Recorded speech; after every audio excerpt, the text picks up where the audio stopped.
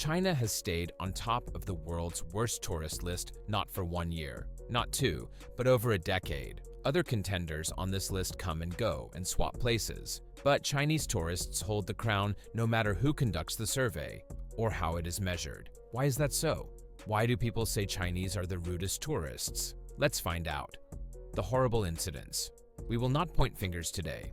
We will just tell you some stories of real incidents, and you can decide for yourself who is in the wrong. Let's start with the pandas, the universal symbol of innocence. At the Chengdu research base, tourists decided that these adorable creatures needed bamboo shoots, lollipop sticks, and cigarettes thrown into their enclosures. And as if that was not enough, someone even tossed eggs and bread. When one tourist dropped an umbrella into the pen, the staff had to inspect the pandas for injuries. In the end, the center handed out lifetime bans. And maybe they should have done some public shaming too. And speaking of shame, let's talk about Xi'an and the Buddhist Shaolin Temple. 3 years ago, some Chinese tourists climbed all over these 600-year-old walls, like kids on monkey bars, knocking down bricks in the process. And because that was not destructive enough, some decided to carve graffiti into the stones. As expected, locals were outraged, and yet the same thing happens every year. But not even the majestic Mount Everest is safe. Near the Everest Elevation Monument, two couples had a public brawl over a selfie. Punches were thrown, and one of the women even started kicking the other one over a photo spot. Authorities had to step in and drag the brawlers off the platform, probably while the rest of the tourists tried to figure out if this was some kind of live performance. Both tourists were from China, so this incident did not help with their overall image. Now, the British Museum might sound more civilized, but don't get too comfortable. A tourist there thought it was perfectly acceptable to replace a souvenir flask with their own used water bottle. That's right. They unboxed a new flask, swapped it out with trash, and walked away. Just think about the poor soul who bought that souvenir only to open it and find someone's leftovers. This kind of behavior deserves a lifetime museum ban for sure. If you think that's bad, let's move to Yellowstone National Park. Here, one Chinese tourist thought it was a great idea to stick her hand into an 80°C hot spring. She ignored every warning sign and barrier because apparently, common sense is not universal. When her hand hit the water, she screamed, "It's hot! It's very hot!" She suffered burns, of course, and park officials were left wondering how many more safety signs they needed to put up. Now, why does this make the list of rude Chinese tourist behavior? Because it is not just about ignoring warnings, it is about the sheer disregard for rules and the impact it has on others.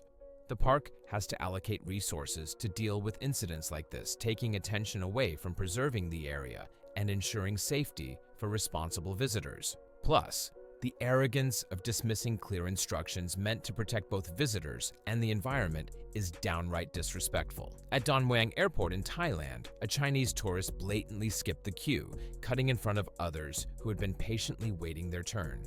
This was not a minor oversight. It was a deliberate disregard for everyone else's time. When a Thai woman confronted her, the situation quickly spiraled out of control. Words escalated to shoving, and soon it turned into a full-blown brawl. In the video, we saw the crowd stepping in to separate the two. Yet, the Chinese tourist acted as if she was the victim, refusing to acknowledge her role in creating the chaos. Such entitlement not only disrupted the peace, but also displayed a lack of respect for basic social etiquette. Over in Jeju Island, South Korea, the actions of Chinese tourists left locals outraged and authorities scrambling to maintain order. The streets became a mess, littered with trash, despite clear signage urging visitors to clean up after themselves. In one particular incident, a child was seen defecating on a public street, while the parents looked on as if this were perfectly acceptable. Such behavior forces locals to deal with the aftermath, tarnishing the experience for everyone else and creating an atmosphere of resentment. Let's not forget Mount Everest again, which has earned the unfortunate nickname of the world's tallest trash heap. Tourists have left the area so littered with garbage that cleanup teams have to risk their lives collecting everything from plastic bottles to broken tents. And yes, many of these tourists are the same Chinese tourists who claim to love nature. If that's love, we would hate to see what neglect looks like. These are not isolated incidents. They are patterns of behavior that have built a reputation no one should want. If you are visiting another country, maybe don't treat it like your personal playground, or worse, your trash can. It is not a coincidence that Chinese tourists come top every year for being the worst. There is a reason why they behave like this. What's the reason? You see, China's rapid urbanization has brought millions of people into a new middle class before they had expected it. Suddenly, people who barely traveled outside their hometowns are booking international vacations. And with that leap, there is bound to be a learning curve, or in some cases. Then, there is the look at me effect. Many first-time travelers don't just want to experience new places, they want to flaunt that they can afford to. Flaunting wealth sometimes takes precedence over decorum, like jockeying for the best selfie spot on Everest. Let's not ignore the educational gap either.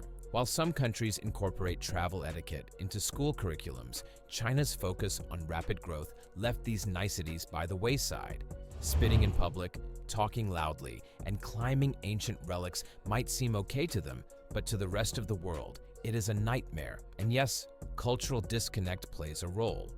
They live in a society where group behavior and resource competition are normal. This is why shoving to the front of a line might not feel as taboo as it does elsewhere. When there is also a lack of exposure to international standards, you develop awkward, sometimes offensive behavior that leaves locals raising eyebrows. But the thing is, it is not hopeless. The need for improvement starts with acknowledging the issue, and China's leadership has done just that. Officials, including Vice Premier Wang Yang, have spoken publicly about the need for Chinese tourists to represent their country better abroad. But words alone won't cut it. Concrete actions are necessary. First, they have to spread awareness. Travel behavior is not something people instinctively know. It is taught. The government is planning to include travel etiquette courses in schools and community centers. Topics might include respecting local customs to understanding public order laws. Tourism companies and airlines can also step up by offering brief pre-travel workshops or guides tailored for outbound Chinese tourists. These could highlight key cultural differences and common behaviors to avoid, like spitting in public or cutting lines, because sometimes people just don't realize what's considered rude elsewhere. Lastly, host countries can make a difference too. Providing clear, multilingual signage, especially in Mandarin, and cultural orientation materials at major tourist destinations can bridge misunderstandings. Combined efforts from both sides would create a better travel experience for all and reduce the kind of incidents that make headlines for all the wrong reasons. How do you think these situations could improve? Let us know your thoughts in the comments below. If you enjoyed this video and learned something new today, don't forget to hit that subscribe button. We will see you in the next video. Until then.